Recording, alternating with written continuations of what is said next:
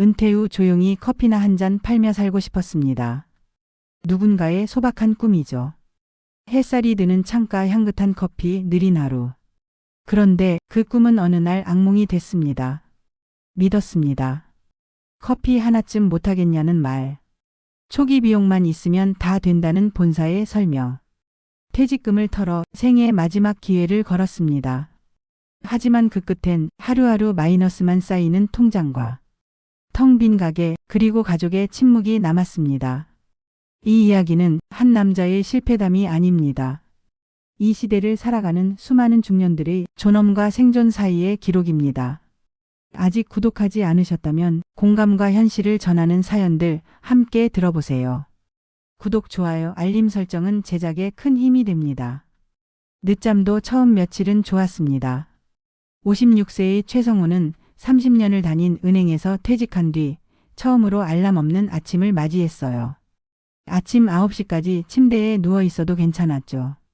출근 준비에 쫓기지 않아도 됐습니다. 하지만 이 여유는 일주일이 지나자 낯선 무게로 바뀌었어요. 매일 똑같은 루틴이 반복됐습니다. 아침 9시에 일어나 뉴스를 보고 근처 공원을 산책하고 집에 돌아와 점심을 먹고 소파에 누워 낮잠을 잤죠. 오후 3시쯤 눈을 뜨면 또다시 텅 빈 시간이 기다리고 있었습니다. 저녁 6시 뉴스까지 채널을 돌리다 보면 하루가 끝났어요. 처음엔 자유인 줄 알았습니다. 30년간 꿈꿔온 여유로운 삶이라고 생각했죠. 하지만 한 달이 지나고 2달이 지나자 성우는 거울 속 자신이 점점 작아지는 걸 느꼈어요. 출근할 곳도 회의도 보고할 상사도 없었습니다. 그저 하루하루가 의미 없이 흘러갔죠. 어느 날 아침 면도를 하다가 거울 속 자신과 눈이 마주쳤습니다. 축 처진 눈과 생기 없는 표정. 성호는 조용히 중얼거렸어요. 나 아직 쓸모 있는 사람 맞나? 이런 식으로 늙어가는 게 맞는 건가? 가슴 한편에서 묵직한 공허함이 밀려왔습니다. 부엌에서 설거지를 하던 아내가 조심스럽게 말을 꺼냈어요. 당신 요즘 너무 무기력해 보여요. 뭐라도 해보면 어때요? 취미라도 아니면 사람들이랑 어울리는 거라도. 성호는 대답 대신 고개만 끄덕였죠. 하지만 마음 한구석에선 알고 있었습니다. 취미로는 채워지지 않는 무언가가 있다는 걸요. 그날 저녁 아내는 신문 한 장을 성호 앞에 내밀었습니다. 중장년 창업 박람회 광고였어요. 제2차 인생 설계, 성공 창업의 기회라고 적혀 있었죠. 성호는 신문을 물끄러미 바라봤습니다. 마음 한편에서 뭔가가 꿈틀거렸어요. 혹시 이게 답일까? 다시 시작할 수 있는 기회일까? 며칠 뒤 성호는 창업 박람회 날짜를 달력에 표시했습니다. 가슴 한편에선 기대감이, 다른 한편에선 불안감이 엇갈렸어요. 하지만 이대로 소파에 누워 하루하루를 보낼 순 없었습니다. 아직 50대 뭔가를 할 수 있다는 걸 증명하고 싶었죠. 자신에게도 가족에게도 세상에게도요. 박람회장은 화려한 조명과 사람들의 열기로 가득했습니다. 성호는 아내와 함께 입구를 들어서며 압도당하는 느낌을 받았어요. 수많은 부수들이 저마다 성공 스토리를 외치고 있었죠. 치킨, 분식, 편의점, 그리고 커피 프랜차이즈까지. 특히 한 커피 프랜차이즈 부수는 북적였습니다. 가장 큰 부수였고 정장을 입은 본사 직원 3명이 번갈아가며 설명회를 진행하고 있었어요. 성호 부부는 자연스럽게 그쪽으로 발걸음을 옮겼죠. 하루 200잔 판매, 월 매출 1,500만 원 가능합니다. 본사 직원의 목소리는 자신감으로 가득했어요. 대형 스크린에는 깔끔한 매장 인테리어와 함께 성공 사례들이 흘러나왔죠. 50대 초반의 한 남성이 웃으며 인터뷰하는 모습이 보였습니다. 전 은행에서 수십 년간 수익 구조를 관리했던 사람입니다. 퇴직 후 이 사업 시작하고 제 인생이 완전히 달라졌습니다. 성호의 가슴이 뛰었어요. 저 사람도 은행원이었다니. 나와 똑같잖아. 옆에서 아내가 조심스럽게 물었습니다. 당신 커피 만들어 본 적 있어요? 성호는 고개를 저었죠. 한 번도 없었습니다. 본사 직원이 마치 그 질문을 예상했다는 듯 웃으며 말했어요. 경험 전혀 필요 없습니다. 3주 교육이면 충분하고요. 모든 장비는 본사에서 제공합니다. 리스 조건이긴 하지만 월 20만 원으로 시작 가능하시죠? 직원은 계산기를 두드리며 수익 구조를 설명했습니다. 초기 투자금 1억, 월 순수익 300에서 400 예상됩니다. 성우는 퇴직금 통장을 떠올렸어요. 2억 4천만 원. 30년의 땀과 눈물이 고스란히 담긴 돈이었죠. 그중 1억이면 절반도 안 됩니다. 나머지는 노후 자금으로 남겨두고 이 사업으로 매달 안정적인 수입을 만들 수 있다면 리스크는 본사가 책임집니다.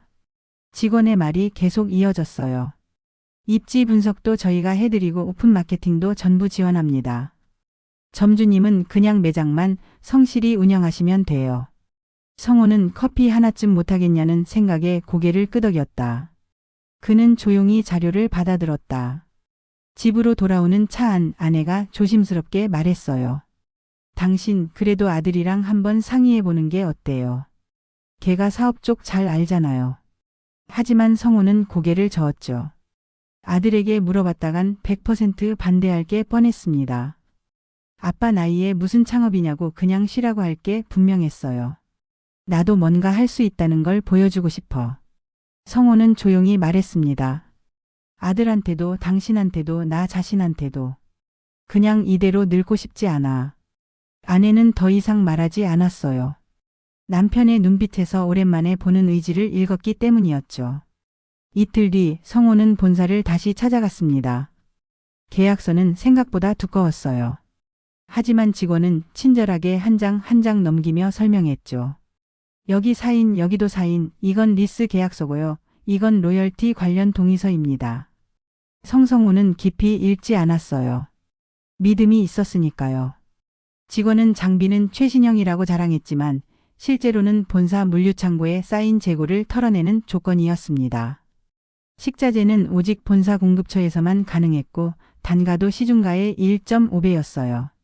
계약서 한 귀퉁이엔 POS 시스템, 설정 및 판매 데이터 소유권은 본사에 있음이라는 문구가 작게 적혀 있었습니다. 그는 그 모든 걸 보지 못했어요. 아니, 보려고 하지 않았어요. 계약금 3천만 원을 이체하고 나오는 길, 성호의 발걸음은 가벼웠습니다. 이제 시작이야. 드디어 내 인생 2차막이 열리는 거야. 하지만 그는 몰랐습니다. 계약서 구석에 작은 글씨로 적힌 매출 비보장 조항과 중도 해지 시 위약금 3천만 원이라는 문구를요. 오픈 첫날은 축제 같았습니다. 매장 앞을 가득 채운 화환들, 본사에서 보낸 축하 현수막, 그리고 무료 시음 이벤트를 보고 몰려든 손님들. 성호는 카운터 뒤에 서서 처음으로 커피를 내리며 가슴이 벅찼어요. 어서 오세요. 처음엔 어색했던 인사말도 점점 자연스러워졌죠. 아내는 홀 테이블을 닦으며 손님들에게 미소 지었고 알바생 2명이 주문을 받고 서빙을 도왔습니다. 첫날 매출은 80만 원. 성호는 마감 후 그 숫자를 보며 흐뭇해했어요. 이 정도면 괜찮은데. 하루 80이면 한 달이면 2,400. 본사에서 말한 1,500보다 훨씬 많잖아. 성호는 기대에 부풀었습니다. 하지만 그 기대는 정확히 한 달 후 첫 정산을 받으며 산산조각 났어요. 통장에 찍힌 숫자는 830만 원이었습니다. 한 달 매출이었죠. 하루 평균 27만 원. 오픈 이벤트가 끝나자 손님은 절반으로 줄었던 겁니다. 성호는 손이 떨렸어요. 그런데 더 큰 문제는 따로 있었죠. 통장을 확인하던 성호의 얼굴이 굳어졌습니다. 본사 로열티 70만 원, 장비 리스료 45만 원, 식자재 공급비 110만 원, 카드 수수료 35만 원. 거기에 임대료 200만 원, 알바생 인건비 240만 원, 전기세와 수도세 40만 원까지 합치니 총 지출이 950만 원이었어요. 매출은 830인데 지출은 950. 성호는 계산기를 다시 두드려 봤습니다. 마이너스 120만 원. 순수익이 아니라 적자였죠. 이건 뭔가 잘못됐어. 본사에 전화를 걸었어요. 본사 담당자는 밝은 목소리로 대답했습니다. 아, 점주님. 초기니까 그래요. 첫 3개월은 적응 기간이라고 보셔야죠. 매출은 점점 오릅니다. 성호가 다급하게 물었어요. 그럼 언제쯤 본전을 뽑을 수 있나요? 보통 6개월에서 1년 정도 보시면 됩니다. 담당자의 대답은 너무 가벼웠어요. 1년이면 1200만 원 적자란 얘기잖아요. 성호의 목소리가 떨렸죠. 점주님, 그래도 저희가 마케팅 지원해 드리잖아요. 조금만 참고 기다려 보세요. 전화를 끊은 성호는 멍하니 앉아 있었습니다. 아내가 걱정스럽게 물었어요. 어떻게 됐어요? 성호는 고개를 저었죠. 괜찮대. 처음이라 그런 거래. 하지만 속으로는 불안이 커져갔습니다. 둘째 달도 마찬가지였어요. 매출 840, 지출 950, 마이너스 110만 원. 셋째 달엔 더 심했습니다. 근처에 대형 프랜차이즈 카페가 새로 생기면서 손님이 또 줄었거든요. 매출 790, 지출 940, 마이너스 150만 원. 성호는 매일 밤 계산기를 두드렸어요. 석 달간 적자가 400만 원. 남은 퇴직금은 1억 3,600만 원. 이 속도면 2년이면 바닥나. 가슴이 답답했습니다. 어느 날 아침 알바생이 조심스럽게 말했어요. 사장님, 죄송한데 저 이번 달까지만 하고 그만둘게요. 성호는 놀라 물었죠. 왜요? 무슨 일 있어요? 알바생은 고개를 숙였습니다. 아니에요. 그냥 학교 일도 바쁘고 해서요. 하지만 성호는 알았어요. 급여를 며칠씩 밀리는 매장에서 누가 일하고 싶겠어요. 알바생이 나가고 나자 성호와 아내는 둘이서 매장을 돌리기 시작했습니다. 아침 8시부터 밤 10시까지 교대도 제대로 못하고 매장을 지켰어요. 그날 밤 마감을 하고 집으로 돌아오는 차 안에서 아내가 조용히 울었습니다. 성호는 아무 말도 할 수 없었어요. 그 순간 아내는 마음으로 알 수 있었습니다. 이 사람은 지금 말 한마디로 위로받을 상태가 아니란 걸요. 남편이 무너지는 걸 곁에서 지켜보는 건 참담한 일이었습니다. 하지만 저는 아무것도 해줄 수가 없었어요. 성호는 입을 때려다 결국 한마디만 꺼냈습니다. 미안해요. 그 말밖엔 할 수 있는 게 없었죠. 하지만 그 미안함으로는 아무것도 해결되지 않았습니다. 넷째 달 성호는 본사 담당자를 직접 만나러 갔습니다. 사무실은 깔끔했어요. 유리병 너머로 직원들이 바쁘게 움직이고 있었죠. 담당자는 여전히 밝은 표정으로 성호를 맞았습니다. 점주님, 무슨 일이세요? 성호는 준비해온 매출 자료를 펼쳐 보였어요. 석 달째 적자입니다. 이러다간 1년도 못 버텨요. 그런데 매출 보장 아니라고 하셨잖아요. 담당자의 표정이 미묘하게 변했습니다. 아, 그건요. 매출 보장이 아니라 예상치였어요. 실제 매출은 상권이나 점주님 운영 방식에 따라 다르니까요. 성호는 어이가 없었어요. 그럼 박람회에서 보여준 그 숫자들은 뭐였나요? 담당자는 계약서를 꺼내 한 페이지를 펼쳤죠. 여기 보시면 매출 비보장 조항이 있습니다. 계약하실 때 설명드렸잖아요. 성호는 그 작은 글씨들을 처음 제대로 읽었어요. 본사는 예상 매출에 대한 법적 책임을 지지 않으며 모든 손실은 가맹점주의 책임이라고 적혀 있었습니다. 그럼 본사는 책임이 없다는 거예요. 성호의 목소리가 떨렸죠. 담당자는 난처한 표정을 지었습니다. 저희도 최선을 다해 도와드리고 있잖아요. 마케팅 지원도 하고요. 성호는 비웃음이 나왔어요. 전단지 1000장 돌린 게 마케팅 지원이라고요. 대화는 평행선이었습니다. 성호는 무거운 발걸음으로 사무실을 나왔어요. 엘리베이터 안에서 거울에 비친 자신의 모습을 봤죠. 얼굴은 초췌했고 눈가엔 다크서클이 깊게 패여 있었습니다. 그 순간 옆에서 지나가던 본사 직원 한 명이 조용히 말하는 소리가 들려왔어요. 요즘 어르신들은 감이 좀 느리세요. 시대가 빠르게 변해서. 그 말은 아무도 모르게 성호의 가슴을 꽤 크게 파고들었습니다. 손님이 없어서 힘든 것도 아니었고 돈이 부족해서만 무너진 것이 아니었습니다. 내가 나이 들었다는 이유 하나로 무시당하는구나. 성호는 자신도 모르게 어깨를 움츠렸습니다. 지친 어깨가 또 한 번 더 무너지는 소리가 났던 것 같았어요. 그날 저녁 성호는 처음으로 가게를 닫을 생각을 했어요. 하지만 계산을 해보니 그것도 쉽지 않았습니다. 중도 해지 시 위약금이 3천만 원. 거기에 장비 리스 잔금 2천만 원까지 합치면 5천만 원이 추가로 필요했어요. 그런 상황에서 건물주가 전화를 걸어왔습니다. 사장님, 주변 가게들 보셨죠? 다 리뉴얼하고 깔끔하게 바꾸잖아요. 요즘 손님들 인테리어 보고 들어오는 시대입니다. 뭐랄까 나이 드신 분이 하시긴 좀 무리 아닌가 싶어서요. 건물주의 말투는 무심했지만 성호의 가슴을 깊이 찔렀습니다. 자리를 비워달라는 말은 없었지만 더는 환영받지 못하는 존재가 되었다는 건 분명했죠. 그는 핸드폰을 내려놓고 멍하니 벽을 바라봤습니다. 마음속 어딘가가 아주 작고 조용하게 무너지는 느낌이 들었어요. 지금 닫으면 5천, 계속하면 매달 100만 원씩 적자. 성호는 머리를 쥐어뜯었습니다. 어떻게 해도 손해였죠. 그렇게 고민하는 사이 다섯째 달이 시작됐어요. 다섯째 달엔 더 큰 문제가 생겼습니다. 아내가 허리를 다친 거예요. 오래 서 있느라 디스크가 악화됐죠. 병원에서는 최소 한 달은 쉬어야 한다고 했습니다. 성호는 혼자 매장을 지켜야 했습니다. 아침 8시에 문을 열고 밤 10시에 닫을 때까지 단 한 번도 쉬지 못했어요. 화장실도 참기 일쑤였고 점심은 냉동 김밥으로 때우기 바빴죠. 저녁은 그냥 굶은 날이 더 많았습니다.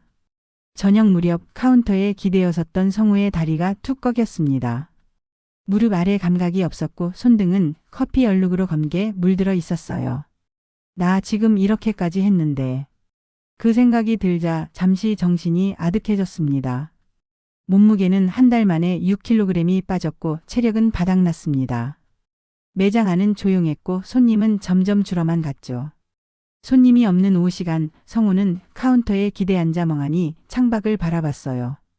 유리창 너머 길 건너편 대형 카페는 반짝이는 조명 아래 북적였습니다. 젊은 손님들은 웃으며 사진을 찍고 매장 밖에는 웨이팅 줄이 늘어서 있었죠. 성호는 자신이 만든 커피가 식은 채로 남겨진 테이블을 바라봤습니다. 텅 빈 의자들 사이로 낯선 고요함만 맴돌았어요. 그날 밤 집에 돌아온 성호는 소파에 그대로 주저앉았습니다. 움직일 힘조차 없었어요. 아내가 물수건으로 그의 얼굴을 닦으며 말했습니다. 당신 이러다 쓰러져요. 그만둬요, 제발. 하지만 성호는 고개를 저었어요. 조금만 더 버티면 손님이 늘 거야. 그 말이 현실이 아니라 자기 암시란 걸 알고 있었습니다. 하지만 믿지 않으면 내일을 견딜 수 없었어요. 아내는 더 이상 말하지 않았습니다. 남편의 눈빛이 이미 정상이 아니란 걸 알았거든요. 집착이었죠. 실패를 인정하기 싫은 비참한 집착이었습니다. 그 무렵 아들도 눈치채고 있었습니다. 아버지가 무너지고 있다는 걸요. 하지만 직접 말하진 않았습니다. 괜히 도와주겠다고 했다가 자존심만 건드릴까 봐 두려웠거든요. 그는 조용히 자신의 통장에서 전기 이체를 끊었습니다. 어른이 어른을 도울 수 있는 방법은 침묵뿐일 때도 있었으니까요. 6째 달이 되자 아내는 더 이상 참지 못했습니다. 병원 간호조무사로 일했던 곳에 다시 전화를 걸었어요. 복직이 가능한지 물었고 다행히 자리가 남아 있었죠. 아내는 다음 주부터 출근하기로 했습니다. 성호는 미안했지만 말릴 수 없었습니다. 적자를 메우려면 돈이 필요했으니까요. 당신이 일하면 얼마나 받을 수 있어? 아내는 조용히 대답했어요. 한 달에 200이요. 성호는 고개를 끄덕였습니다. 그 돈이면 한 달 적자를 메울 수 있었죠. 하지만 그건 임시 방편일 뿐이었습니다. 근본적인 문제는 여전히 남아 있었죠. 매출은 700에서 800 사이를 오갔고 지출은 900을 넘었어요. 아내가 번 돈은 그대로 가게 적자를 메우는데 사라졌습니다. 아내는 병원 첫 출근 날 오래전 함께 일하던 간호사와 마주쳤어요. 다시 돌아오시다니 무슨 일 있으셨어요? 그 말에 아내는 그냥 고개를 끄덕이며 웃었습니다. 사정을 설명하고 싶지 않았어요. 말을 꺼내는 순간 눈물이 터질 것 같았거든요. 며칠 뒤 아들이 전화를 걸어왔습니다. 아빠 잠깐 통화 가능해요? 성호는 반가운 마음에 받았지만 아들의 목소리는 무거웠습니다. 엄마한테 들었어요. 가게 때문에 다시 일 나가신다고요. 성호는 할 말이 없었어요. 아들의 목소리가 이어졌습니다. 아빠, 왜 그렇게까지 하세요? 이미 몇백씩 적자인데 왜 계속 붙잡고 계세요? 지금이라도 정리하는 게 낫지 않아요? 성호는 숨이 막혔어요. 넌 몰라. 겨우 말을 꺼냈습니다. 내가 지금 이걸 접으면 난 정말 아무것도 아닌 사람이 되는 거야. 아들은 조용히 한숨을 쉬었습니다. 아빠는 이미 충분히 많은 걸 이루셨잖아요. 왜 자꾸 자신을 몰아붙이세요? 성호는 대답하지 못했습니다.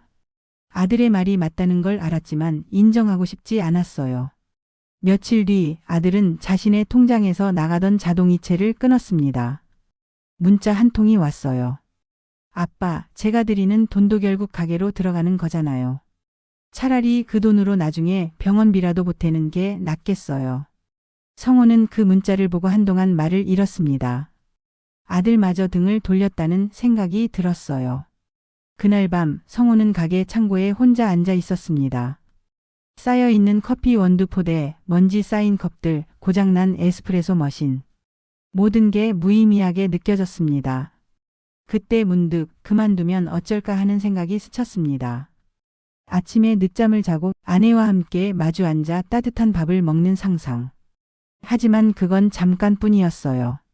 곧 이어진 건 허전한 하루, 텅 빈 통장 잔고, 그리고 아무것도 하지 않는 자신을 바라보는 아들의 눈빛이었죠. 그 생각이 너무 아팠습니다. 나는 대체 뭘 하고 있는 걸까?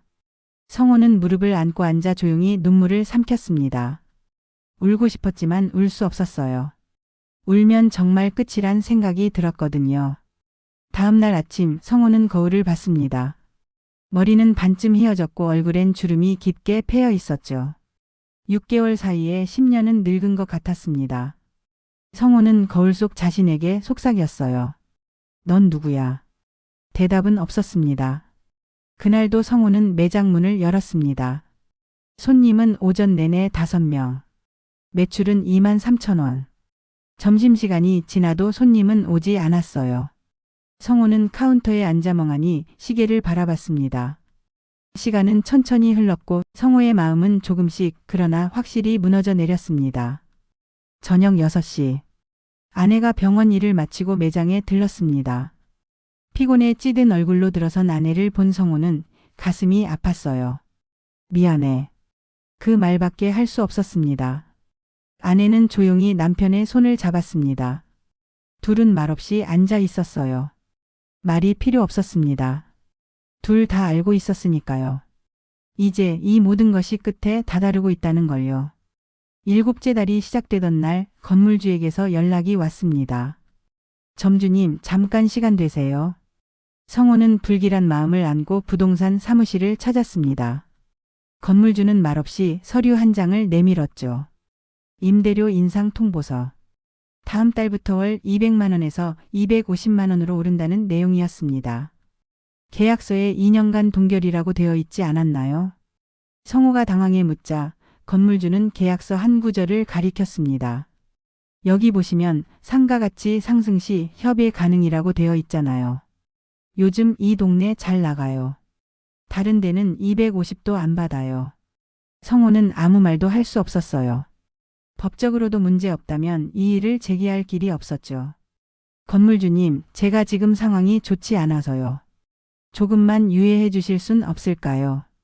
간신히 말을 꺼낸 성호에게 건물주는 웃으며 말했습니다. 점주님, 솔직히 요즘 어르신들 감이 좀 느리세요. 젊은 사장님들이 다 바꾸고 있거든요. 저도 대출이 있어서요. 이해 좀 부탁드릴게요. 성호는 조용히 고개를 숙였습니다. 그 말 한마디가 숫자보다 더 아프게 박혔습니다. 감이 느리다 어르신. 존엄이 건드려지는 순간이었죠. 그날 저녁 성호는 본사에 다시 전화를 걸었습니다. 임대료가 올랐고 감당이 안 된다고 말했죠. 담당자는 잠시 침묵하더니 익숙한 톤으로 말했습니다. 점주님, 그럼 신메뉴 이벤트 하시는 건 어때요? 요즘 시즌 한정 메뉴가 인기예요. 레시피, 홍보물, 매대 세팅 전부 지원해 드릴게요. 비용은 얼마나 드나요? 초기 식자재랑 마케팅비 포함해서 250 정도 생각하시면 됩니다. 성호는 전화를 끊고 멍하니 앉았습니다. 또 돈. 매출은 그대로인데 지출만 늘어나는 구조. 본사는 늘 해결책이란 이름으로 돈을 요구했고 실패에 대한 책임은 단 한 번도 나눠주지 않았죠. 그날 밤 성호는 창고에 앉아 조용히 눈물을 흘렸습니다. 창업 박람회에서 봤던 그 영상들이 떠올랐어요. 월 순이익 300 무경험자 성공 사례, 은퇴 후 인생 역전. 그때는 진심으로 믿었습니다. 하지만 지금은 의심조차 들지 않았어요. 그 모든 건 특정한 누군가의 이야기일 뿐. 성공은 선택된 사람만 가능한 일이라는 사실. 그 진실이 성호를 집어삼켰습니다. 그런 사람 진짜 있긴 한 걸까? 아니면 나만 못하는 걸까? 내가 무능한 걸까? 30년간 은행에서 일하면서도 이런 무력감은 처음이었습니다. 다음 날 성호는 신메뉴 출시는 포기하기로 했습니다. 250만 원을 감당할 여유는 없었어요. 대신 직접 전단지를 만들어 보기로 했습니다. 밤늦게까지 컴퓨터 앞에 앉아 디자인을 하고 아내에게 인쇄소를 부탁했어요. 주말 이틀 동안 성호는 반경 1km 안을 돌았습니다. 아파트, 빌라, 오피스텔, 상가. 손이 부르트고 다리는 후들거렸지만 멈추지 않았습니다. 전단지를 붙이다가 경비에게 혼나고 엘리베이터 없는 건물 계단을 수십 번 오르락 내리락 했어요. 중간에 무릎이 꺾여 주저앉은 순간도 있었죠. 하지만 멈출 수 없었습니다. 이마저도 안 하면 정말 끝일 것 같았으니까요. 월요일. 매출은 25만 원. 전단지를 보고 온 손님은 단 3명뿐이었습니다. 성호는 카운터에 앉아 손을 덜덜 떨며 한숨을 쉬었어요. 몸은 고단했고 마음은 더 지쳐 있었습니다. 그날 밤 아내가 조용히 말했습니다. 당신 제발 그만둬요. 이건 당신 잘못이 아니에요. 처음부터 구조가 잘못된 거예요. 성호는 대답하지 않았습니다. 말할 수 없었습니다. 실패를 인정하는 순간 존재가 무너질 것 같았으니까요. 제7장 다시 집으로. 8째 달 성호는 더 이상 버틸 수 없다는 걸 인정했습니다. 통장 잔액은 5천만 원. 퇴직금 2억 4천 중 2억이 사라졌어요. 게다가 밀린 카드값과 대출까지 합치면 실질적인 빚은 마이너스 1,200만 원. 성호는 본사에 폐점 의사를 밝혔습니다. 담당자는 예상했다는 듯 침착하게 절차를 안내했어요. 위약금 3천만 원, 리스 장비 잔금 2천만 원, 총 5천만 원 입금 확인되면 계약 해지 처리해드리겠습니다. 말투는 지극히 사무적이었죠. 8달의 절망과 고통이 그저 프로세스 한 줄로 끝나는 느낌이었습니다. 성호는 남은 돈 5천만 원을 모두 이체했습니다. 통장 잔고는 30년 은행 생활의 결과가 순식간에 사라진 순간이었어요. 일주일 뒤 리스 장비 회수 업체가 도착했습니다. 에스프레소 머신, 냉장고, 제빙기, 그라인더. 하나씩 뜯겨나가는 장면을 보며 성호는 눈물을 참았습니다. 그 기계들은 단순한 장비가 아니었어요. 성호가 바닥까지 내려가며 붙잡았던 마지막 희망이었죠. 마지막 영업일. 성호는 혼자 매장을 청소했습니다. 카운터를 닦고 바닥을 쓸고 유리창을 닦았어요. 손님은 단 한 명도 오지 않았습니다. 오후 6시 성호는 마지막으로 매장을 둘러봤습니다. 이곳에서 보낸 8개월. 희망으로 시작했지만 절망으로 끝났습니다. 불을 끄고 문을 잠그고 열쇠를 건물주에게 건넸습니다. 성호는 고개를 깊이 숙였죠. 그동안 감사했습니다. 집으로 돌아오는 차 안. 성호는 핸들을 잡은 손을 떨며 울었습니다. 56년 인생에서 가장 큰 실패였고 어쩌면 재앙에 가까웠습니다. 집에 도착하자 아내가 나와 있었어요.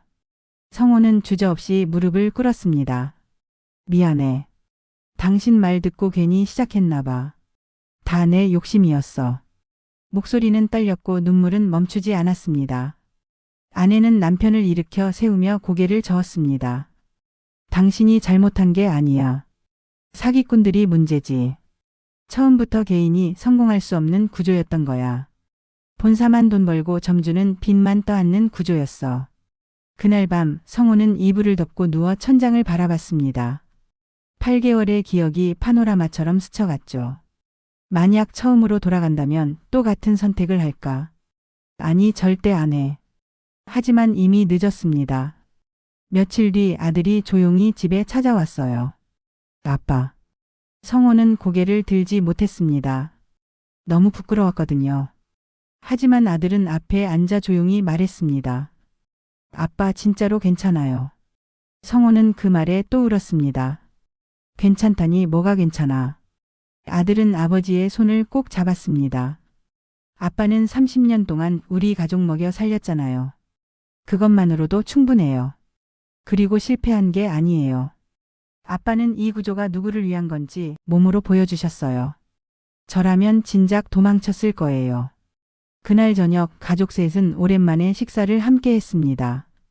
말은 많지 않았지만 공기는 따뜻했어요. 성호는 조용히 밥을 먹으며 생각했습니다. 나는 실패했지만 아직 가족은 남았구나. 그 사실 하나가 무너진 마음에 조금씩 온기를 불어넣었습니다. 가게 문을 닫고 석 달이 지났습니다. 성호는 매일 아침 산책을 했습니다. 예전처럼 무기력하진 않았어요. 오히려 편안했죠. 더 이상 적자 걱정도 손님 걱정도 없었으니까요. 어느 날 산책 중 동네 도서관 게시판을 봤습니다. 중년 재기 지원 프로그램. 창업 실패자 멘토링 모임이라는 문구가 눈에 들어왔습니다. 성호는 전단지를 조심스럽게 뜯어 주머니에 넣었죠. 일주일 뒤 도서관 소모임실. 10명 남짓한 사람들이 둥그렇게 앉아 있었습니다. 표정엔 피로와 상처가 선명했죠. 모두 50대 이상, 모두 무언가를 잃은 얼굴이었습니다. 사회자가 말했습니다. 오늘은 각자의 이야기를 나누는 시간입니다. 치킨집, 분식집, 편의점, 커피 프랜차이즈. 각자 다른 간판을 걸었지만 사연은 같았습니다. 무리한 매출 기대치, 과장 광고, 숨겨진 비용, 일방적 계약. 모두 본사만 배불리고 점주는 빚을 떠안는 구조였죠. 성호는 조용히 듣고 있다 자기 차례에 말했습니다. 저는 커피 프랜차이즈를 했습니다. 8개월 만에 퇴직금 2억을 날렸죠. 처음엔 제 무능 탓인 줄 알았는데 여러 번 얘기를 들으니 구조적인 문제였네요. 누군가 물었습니다. 그래도 왜 시작하셨어요? 잠시 멈춘 후 성호는 대답했습니다. 나 자신에게 그리고 가족에게 나는 아직 쓸모 있는 사람이다라고 보여주고 싶었거든요. 방 안이 조용해졌습니다. 고개를 끄덕이는 이마 위로 각자의 쓸모가 겹쳐졌습니다. 퇴직 후 찾아온 무력감, 가족에게 짐이 되는 두려움, 그걸 극복하려다 오히려 더 깊은 절벽으로 떨어진 이야기들. 모임이 끝난 후 성호는 한결 가벼운 마음으로 집으로 돌아왔습니다. 혼자가 아니라는 사실.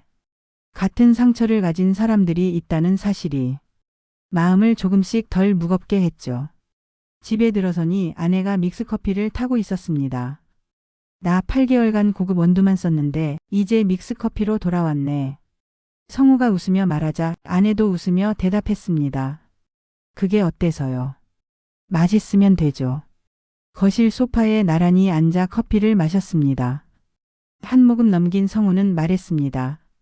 이제 커피는 그냥 따뜻하기만 하면 돼요. 비싼 원두도 복잡한 기계도 필요 없어요. 함께 마실 사람이 있으면 그걸로 됐죠. 아내는 조용히 남편의 손을 잡았습니다. 그래요. 그걸로 충분해요. 그날 밤 성호는 오랜만에 푹 잤습니다. 악몽도 없었어요. 다음 날 아침 거울을 보며 말했습니다. 넌 실패했어. 하지만 끝난 건 아니야. 다시 시작할 수 있어. 몇 주 뒤 성호는 멘토링 모임 사람들과 중소기업 재취업 프로그램에 신청했습니다. 나이는 50대 후반. 하지만 30년 경력은 여전히 빛났죠. 합격 통보를 받은 날 가족에게 말했습니다. 내일부터 다시 일 나가. 월급은 많지 않지만 안정적이야. 아들이 웃으며 말했습니다. 축하해요, 아빠. 성호도 웃었습니다. 오랜만에 진심으로 터진 웃음이었어요. 그날 저녁 창고에서 남아있던 마지막 커피 원두 봉지를 꺼냈습니다. 직접 핸드드립으로 내렸습니다. 천천히 정성스럽게. 향은 여전히 깊었습니다. 아내와 아들에게 커피를 건네며 말했습니다. 인생의 쓴맛 속에도 따뜻함은 남는다. 셋은 조용히 커피를 마셨습니다. 쓴맛도 단맛도 모두 담긴 한 잔이었습니다. 창밖엔 봄이 오고 있었습니다. 성호는 커피잔을 내려놓으며 생각했습니다. 나는 넘어졌지만 다시 일어섰다. 그리고 조용히 진심으로 미소 지었습니다. 그 미소가 진짜 봄 같았어요. 이 이야기가 지금 이 순간도 고군분투하고 있는 누군가에게 작은 위로가 되길 바랍니다. 당신의 이야기도 들려주세요. 댓글로 남겨주시면 함께 나누겠습니다. 구독과 좋아요, 현실을 이야기하는 콘텐츠를 더 많이 만들 수 있는 원동력이 됩니다.